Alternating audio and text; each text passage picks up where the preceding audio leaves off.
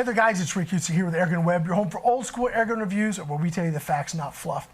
Today we kind of have a combo video. We've got the VEVOR. This is the new compressor from these guys, $350, maybe $360. I'll have to check the website. But it is, basically HPA on tap for less than $5, which is pretty doggone good. It's oilless, waterless, has dual fan cooling, has a temperature gauge on the top so you can kind of monitor what's going on. Fills to 4,500 PSI, auto shut off. Yeah, I mean, this is what we want as air gunners, right? Affordable, reliable, high pressure air. So VEVOR sent this out to me and I'm doing some testing with it. This is our first sort of test, like fixing to get ready video of this thing. I demoed it and I've done like a compressor drag race, which that video will be coming out later at another time. We're looking at 3 different compressors. But this guy right here, I just want to kind of go through the features of just it. And we're also going to take a look at the Hatsan Jet. This is the Jet 2, and that is a brand new air gun from Hatsan. And it's been sort of compared to like the Umrex Notos. I have both guns.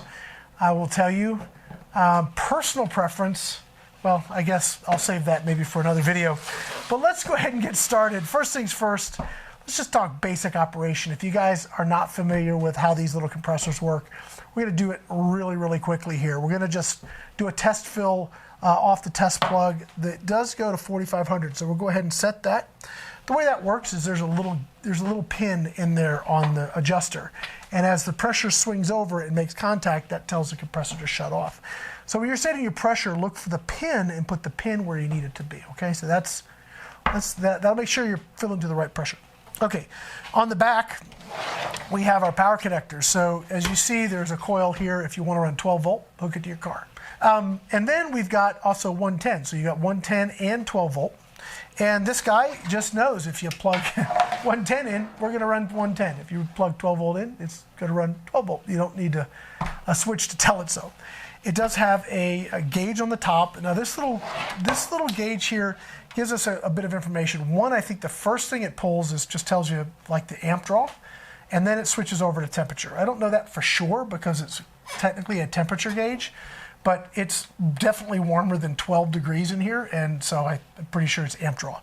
And then it switches to that. And it's been running in all of our tests, whether that's filling, just testing or filling bottles, it's been running under 40 degrees Celsius, which if I go back in the day of compressors, we were happy to keep it under 70. So the fact that they've got air-cooled solutions now, no oil, no water, just air, and we're keeping it under 40, all right, that's impressive. I could pull my Hill compressor over here and it's going to cycle. It hits, I forgot what the cutoff, but maybe 65 and then shuts off until it hits back to 50 and then cycles back and forth.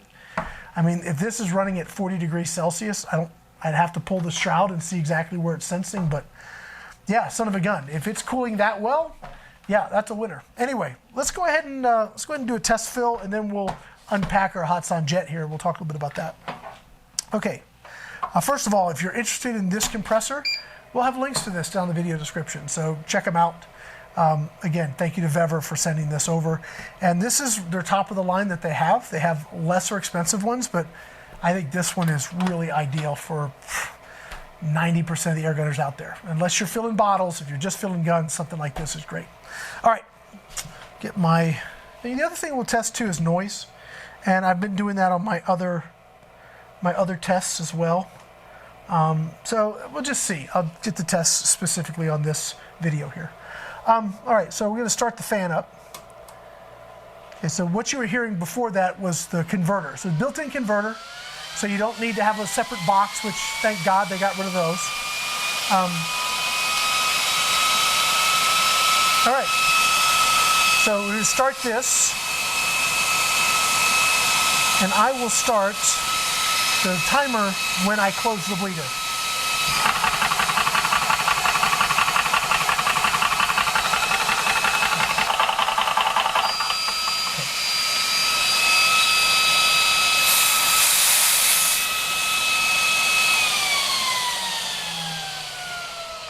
Okay, including blowing off the air, we're at 90 dB, which is fairly loud. Some of the other options we tested are still close to 90, but they run a little quieter just in operation. It's really that final blow off the air that really pushes this to 90. So it's probably 83, 84-ish, where others were 80-ish. So it's pretty close. It sounds loud with all the fans going, but it's actually measured volume is not that bad. Okay, so let's go ahead. We'll just pause this for a minute because we'll go ahead and top off our jet, show you guys how that works. Yeah, so here's the Hatsan Jet. And pretty cool concept. Now, there you go. Now I've shot the Notos. I've not shot this yet, other than kind of pulling the trigger to hear what it sounds like. It's. I really want to jump into my opinion on that, but I'm going to save it. Let's just talk about what this is, not what it isn't. Okay, so we'll do that. We'll save the other for another day. All right, so. It is a composite frame gun. There's a lot of composite, and I'm not one that shies away from composite. That doesn't offend me, as long as it's done well. Yeah, obviously it's got a metal barrel, but everything here is all plastic composite. We'll say that. We'll use that word. How's that? Obviously the tanks are not. The Jet 2 has 2 tanks. We're sitting at right around 200 bar right now. I do not know shot count or accuracy or power, any of that stuff. We will get to that in our review of this gun. But I want to just kind of walk through the idea of how do you fill an air gun with a compressor like this. And this is a really simple air gun to use. Cool thing about this I do really like is the toolless system for adding the stock. We get that mounted right up, and now we have our micro carbine. And for me, this is really how I'm going to use this gun. I'll put a scope on it of some fashion. We'll see what that is. I have an idea of what I'd like to use. I think I might use like my Hawk Endurance 1-4, because this is a pistol. I mean, it's not a long-range gun. I don't know what kind of power or consistency. We'll have to see how that works out. It does have flip-up sights that look like they are adjustable for elevation, but I don't see a windage adjustment. So it's sort of probably close enough for jazz. You have one here if you're in rifle mode, and if you're going to shoot pistol, so you take this off, you've got one for pistol mode. And I think that's pretty cool, frankly. Let me point that right at you. I think that's pretty neat that you have that kind of built in. So you don't need to buy extra sights, they're just there. I also like the fact that we have this just toolless design to put the stock on it. There you go, and you're all set. You don't need to take it apart with screws and all the other stuff, and yeah. Okay, so to fill this, we have a fill port and just manufacturers. Okay, so little pet peeve, little thing here. I really love the Foster Quick Disconnect. It's so awesome, and thank you so much for giving it to us. But when you have to include an adapter for us to then be able to use it, kind of defeats the purpose, don't you think? I mean, if we have a compressor with a quick disconnect, and now we're back to, oh, it's not a probe. Well, yeah, but I've got to use this adapter to be able to use the quick disconnect, have a quick disconnect to the disconnect with it doesn't make sense to me. So if you're going to go with a quick disconnect, make it accessible so we don't have to have yet another adapter in our toolkit. All right. So we're 250 bar, we're sitting at about 200, and we're just going to go through the process. 0 to full on this, I think it was about 3.5 minutes. So, I mean, I'm guessing we'll find out what the shot curve is and all of that. We're going to go through all that, right? But yeah, we'll figure that out and we'll know for sure. But, I mean, we're going to go from 200 to 250 and see where that puts us, all right? So I'm going to go ahead and set this to 250 bar. Okay. And same drill. We're connected here. Now, if this is like empty, like when you get it empty, sometimes you may have to cock it to relieve the pressure off the valve so that it can actually fill.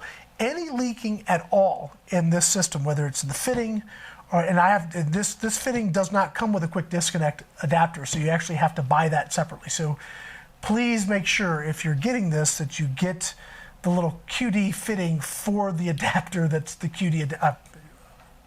You get my point.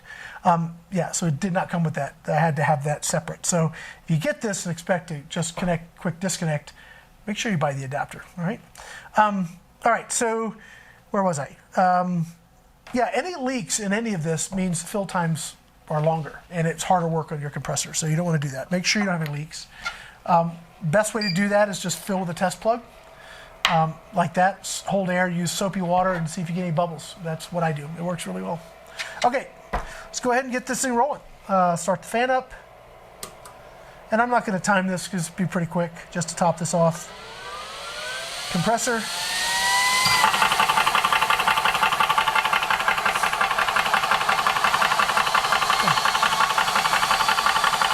All right, there we go. There we go. And temperature's holding at 35 degrees, which is really good.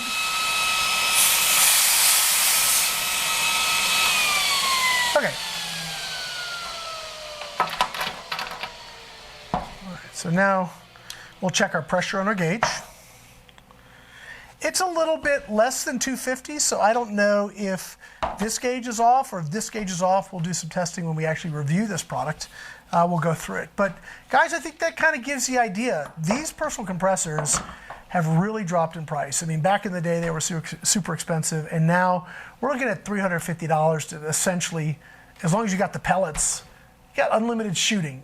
To me, that's awesome. So when I say it's a great time to be an air gunner, and you're gonna probably hear that more and more often while I'm here in the studio, because we're gonna check out some really cool stuff. It is a great time to be an air gunner. You get products like this that let you go out and shoot whatever you want. That's pretty stinking cool. Guys, that's gonna be it. Stay tuned for my full review on the Hatasn Jet 2. We'll probably kick it over to Gateway Airgun's grip review program when we're done. And yes, for those that are interested, we will be comparing it directly to the Notos. That'll probably be its own separate video because I have some initial thoughts that might prove interesting. So stay tuned for that one. That'll be coming up at some point in time. Guys, that's going to be it. My name's Rick Utzer here with AirgunWeb, your home for old school airgun reviews, and we'll be telling you the facts, not fluff. Thanks for watching.